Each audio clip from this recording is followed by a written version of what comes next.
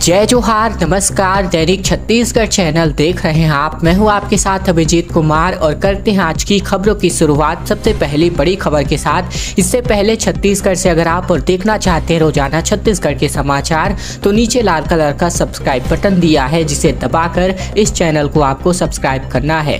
पहली बड़ी खबर, छत्तीसगढ़ में मूसलाधार बारिश का रेड अलर्ट जारी हुआ है।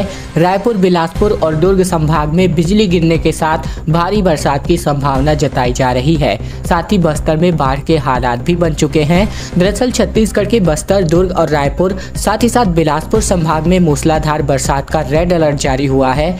मौसम विभाग ने आशंका जताई है कि आने वाले 24 घंटे के दौरान बीजापुर, दंतेवाड़ा और सुकमा जिलों में भारी से अति भारी वर्षा हो सकती है। वहीं बस्तर जिले में भी भारी वर्षा की संभावना जताई जा रही है।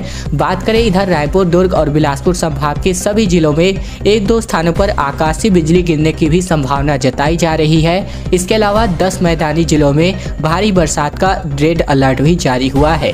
मौसम विज्ञान केंद्र ने एक त्वरित पूर्वानुमान बीते दिन जारी किया था, जो कि बिल्कुल सटीक साबित हुआ, जिसके बारे में हमने आपको अपडेट भी किया था। इसके अलावा बात करें तो एक ऑरेंज अलर्ट भी जारी किया गया है और कहा गया है कि अगले 24 घंटे में बस्तर जिले में एक दो स्थानों पर गरज चमक के साथ भारी वर्षा होने और वज्रपात की भी संभावना है। बात करें अगर बस्तर संभाग की तो यहाँ पर तो बाढ़ जैसे हालात एक बार फिर से बन गए हैं।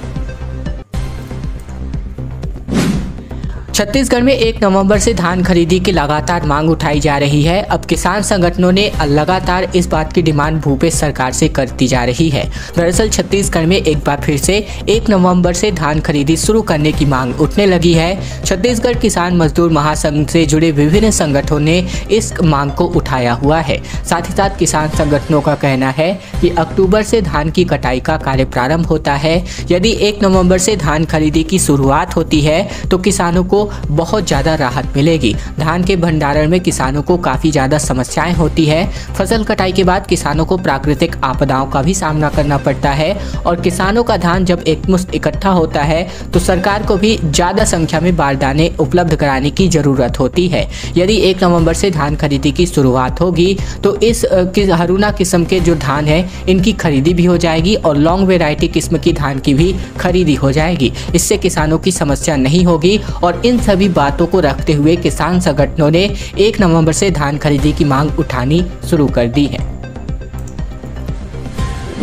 छत्तीसगढ़ के सबसे बड़े अंबेडकर अस्पताल में जांच बंद हो चुकी है। दवाएं भी उपलब्ध नहीं हो पा रही हैं। अव्यवस्था की वजह से लगातार मरीज और स्वजन मायूस होकर के वापस लौट रहे हैं। यूं तो डॉक्टर भीमराव अंबेडकर अस्पताल को न सिर्फ राज्य का सबसे बड़ा अस्पताल होने का गौरव प्राप्त है, बल्कि ये गरीब मरीजों के लिए किसी संजीवनी से कम नहीं रहा है। लेकिन इन दिनों यहाँ फैली अव्यवस्थाओं की वजह से मरीजों के लिए लगातार मुश्किलें बढ़ती जा रही हैं। वहीं लगातार शिकायत के बाद भी अस्पताल प्रबंधन का रवैया मरीजों के घाव पर मिर्च डालने से कम नहीं लगता है। दरअसल अस्पताल से मिली जानकारी के अनुसार पैथोलॉजी लैब पूरी तरीके से बंद हो चुके हैं। माइक्रोबायोलॉजी और बायोकेमिस्ट्री विभाग में भी कुछ ही जांचें हो रही हैं, बाकी पूरी तरह बंद पड़ी हैं।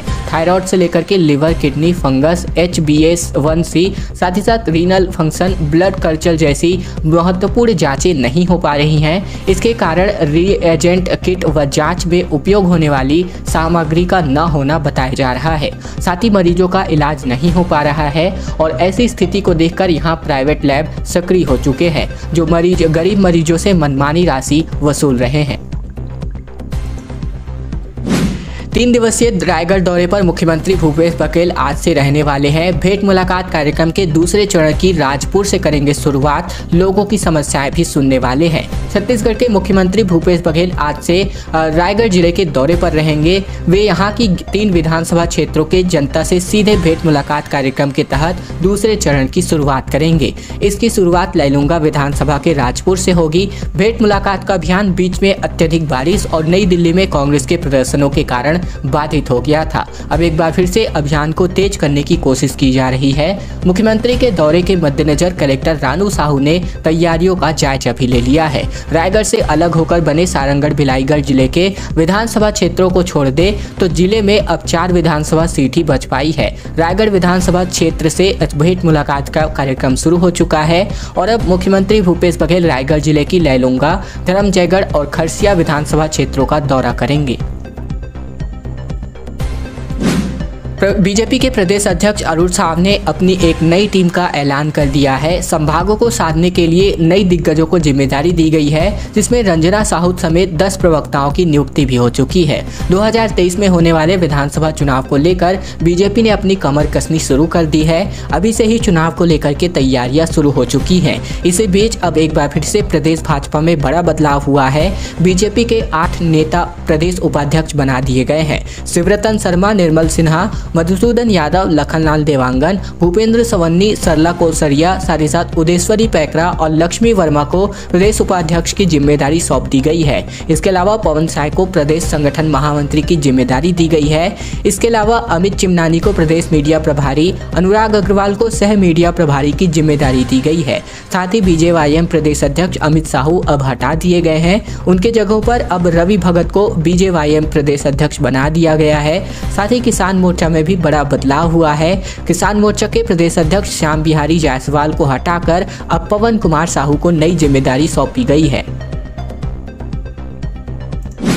स्कूल परफॉर्मेंस ग्रेडिंग इंडेक्स जो कि छत्तीसगढ़ के लिए बेहद ही जो है यहाँ पर ठीक साबित नहीं हो रहा है, क्योंकि अगर हम बात करें तो छत्तीसगढ़ में शिक्षा की गुणवत्ता नीचे से तीसरे स्थान पर है, जो अपने आप में शर्मनाक खबर है। दरअसल केंद्रीय शिक्षा मंत्रालय की ओर से प्रदेशों के सरकारी स्कूलों में शिक्षा की गुणवत्ता और स्कूली सुविधाओं की परफॉर्मेंस ग्रेडिंग इंडेक्स जारी किया जा चुका है, जिसमें देश भर के 28 राज्यों व 8 केंद्र शासित प्रदेशों के बाद 34वां नंबर छत्तीसगढ़ का है। शिक्षा और सुविधा के मामले में छत्तीसगढ़ चौथी श्रेणी में पहुंच गया है। दरअसल प्रदेश में कई जिलों में शिक्षा का स्तर और सुविधाएं देश के 33 राज्यों की तुलना में कम है। ऐसे में बात करें तो राष्ट्रीय स्तर पर जारी किए गए परफॉर्मेंस ग्रेडिंग इंडेक्स रिपोर्ट में छत्तीसगढ़ राज्य को 1000 में से 704 अंक मिले हैं। ऐसे में राष्ट्रीय स्तर पर प्रदेश के कमजोर प्रदर्शन की मुख्य वजह शिक्षा सुविधाएं, संसाधन बढ़ाने में अधिकारियों की नाकामी रही है। 70 मापदंडों में हुई ग्रेडिंग पर विभाग की कमजोरी अब जाकर सामने आ गई है।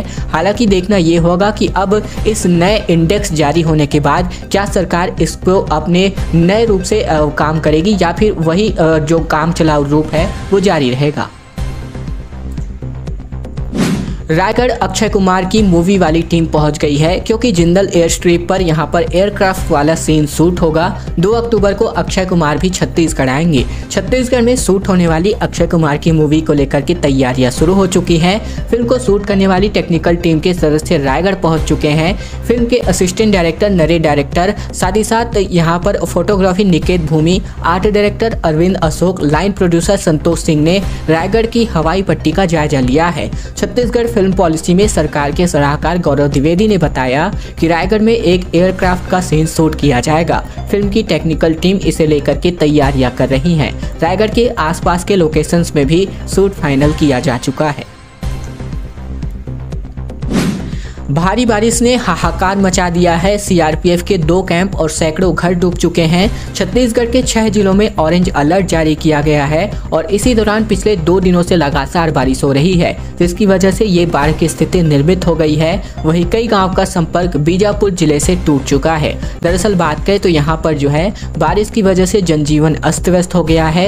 इंद्रावती से लेकर के शबरी और साथ ही साथ संकनी और डंकिनी जैसे छोटे नदी नाले उफान पर आ चुके हैं, जिसके चलते कई इलाकों में आवागमन बंद हो चुका है। केंद्रीय सुरक्षा बल का कैंप भी बाढ़ की चपेट में आ चुका है। हालांकि किसी प्रकार की कोई नुकसान की खबर नहीं है, जो कि राहत की बात है। ऐसे में कई गांव का संपर्क बीजापुर जिले से टूट चुका है। भारी बारिश से चेरपाल के 50-60 मवेशियों के बहने की भी सूचना मिली है। पूर्व से भारी बारिश की चेतावनी रही है। ऐसे में बात करें तो 9 बजे के बाद से लगातार बारिश की वजह से लोगों का जनजीवन अस्त व्यस्त हो गया है। जिले में कई इलाकों में बाढ़ की खबर मिल रही है।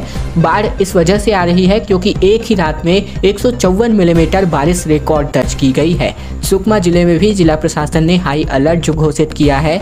साथ ही सबरी गोदावरी नदी पर सतत निगरानी रखी जा रही है। भारत में राष्ट्रीय शोक का यहाँ पर जो है मनाया जा रहा है। ऐसे में बात करें तो छत्तीसगढ़ में भी इसकी वजह से तिरंगा आधा झुकाया गया। 8 सितंबर को महारानी एलिजाबेथ द्वितीय का निधन हुआ था। दरअसल बात करें तो ब्रिटेन की महारानी एलिजाबेथ द्वितीय के निधन पर राष्ट्रीय शोक का ऐलान भारत सरकार ने किया था, जिसके बाद रविवार 11 सितंबर को भी छत्तीसगढ़ में तिरंगा आधा झुका हुआ था। इसके अलावा बात करें तो यहाँ पर रायपुर समेत सभी जिलों में राष्ट्रीय ध्वज को आधा झुका करके रखा गया था। प्रदेश के गौरेला, पेंड्रा, मरवाही से लेकर के बाकी अन्य जिला मुख्यालयों में भी प्रदेश का जो यहाँ पर राष्ट्रीय ध्वज है, देश का राष्ट्रीय ध्वज है, इसको आधा झुकाकर रखा गया था। 8 सितंबर को ब्रिटेन की महारानी एलिजाबेथ द्वितीय ने अंतिम सांस ली थी, जिसके बाद केंद्र सरकार ने एक निर्देश जारी किया था कि 11 सितंबर को राष्ट्रीय ध्वज आधा झुका रहेगा। चौथे दिन अब जाकर खत्म हुआ एनएमडीसी के खिलाफ आंदोलन। रोजगार की मांग को लेकर के युवा यहां पर आपस में जुटे थे। आश्वासन के बाद अब जाकर माने। प्रोडक्शन बंद होने की वजह से तकरीबन 80 करोड़ का नुकसान हो गया। छत्तीसगढ़ के दंतेवाड़ा जिले में रोजगार की मांग को लेकर एनएमडीसी के खिलाफ सड़क पर उतरे स्थानीय लोगों ने चौथे दिन आंदोलन खत्म कर दिया। बताया जा रहा है कि एनएमडीसी प्रबंधन ने महज 1 सप्ताह के अंदर स्थानीय युवाओं को रोजगार देने की मांग पर सार्थक विचार करने का आश्वासन दिया है, जिसके बाद 12 ग्राम पंचायतों के सैकड़ों लोग आंदोलन खत्म करके घर लौट गए हैं। वहीं आंदोलन की वजह से एनएमडीसी के बचेली प्लांट में 4 दिनों तक प्रोडक्शन बंद था, जिससे तकरीबन कंपनी को 80 करोड़ रुपए का नुकसान झेलना पड़ा है। बीजेपी के राष्ट्रीय अध्यक्ष नड्डा की रैली में हाई प्रोफाइल चोर घुस गए थे। बीजेपी नेता के लगभग 2.5 लाख रुपए के फोन चोरी किए गए। कई नेताओं के बटुए मारे गए और मोबाइल भी पार हुआ। दरअसल बात करें तो 9 सितंबर को भाजपा के राष्ट्रीय अध्यक्ष जेपी नड्डा की रैली में कई चोरियां हुई। इसका खुलासा एक शिकायत से हुआ है। रायपुर के मौदहापारा थाने की पुलिस को भाजपा नेता ने लगभग 2.5 लाख के 2 फोन चोरी होने की शिकायत दर्ज की। ऐसे में पार्टी सूत्रों के मुताबिक नड्डा की रैली के दिन कई भाजपा नेताओं के पर्स और मोबाइल पार हुए। भाजपा नेता गौरीशंकर श्रीवास ने हमारी टीम को बताया कि उन्होंने अपने 2 फोन चोरी होने की शिकायत रायपुर पुलिस से की है। उन्हें अब इस मामले में दिल्ली पुलिस के क्राइम ब्रांच से एक अधिकारी ने फोन बरामद होने की जानकारी दी है। लगातार जो छत्तीसगढ़ के निवेशक है पीछे हटते नजर आ रहे हैं। 4,404 करोड़ रुपए के 8 एमओयू निरस्त हो गए हैं। इनमें 7 स्टील सेक्टर के, जबकि 3.5 साल में 185 एमओयू हुए, जो कि सिर्फ 11 धरातल पर आए हैं। दरअसल राज्य में बीते 3.5 साल में 4,404 करोड़ के 8 एमओयू निरस्त हो चुके हैं। इनमें से 6 निवेशकों ने खुद को असमर्थ बताते हुए निवेश से पीछे खींच लिए हैं, जबकि एक नई कंपनी गठित करके निवेश का भरोसा दिलाया है। दूसरी तरफ इंटीग्रेटेड फूड चेन प्रोडक्ट के निवेशक के लिए प्रस्ताव पर वापस ले लिया, क्योंकि भारत सरकार के खाद्य प्रसंस्करण मंत्रालय ने उनके प्रोजेक्ट को ही निरस्त कर दिया था। बता दें कि पिछले 3.5 साल में स्टील सेक्टर में आई अस्थिरता के कारण 7 एमओयू निरस्त हुए हैं। फिलहाल राज्य में 178 एमओयू ही एक्टिव हैं और अब तक 11 धरातल पर उतरे हुए हैं। खैर दोस्तों, आज की खबरों का सिलसिला बस यही तक का था। वीडियो अगर आपको पसंद आए तो वीडियो को लाइक कीजिएगा। चैनल पर नए हैं तो चैनल को सब्सक्राइब कर लीजिएगा, ताकि प्रतिदिन की महत्वपूर्ण खबरें, छत्तीसगढ़ के समाचार बिना किसी रुकावट रोजाना हम आप तक पहुंचा सके। तो दोस्तों, चैनल को आपको जरूर से सब्सक्राइब कर लेना है।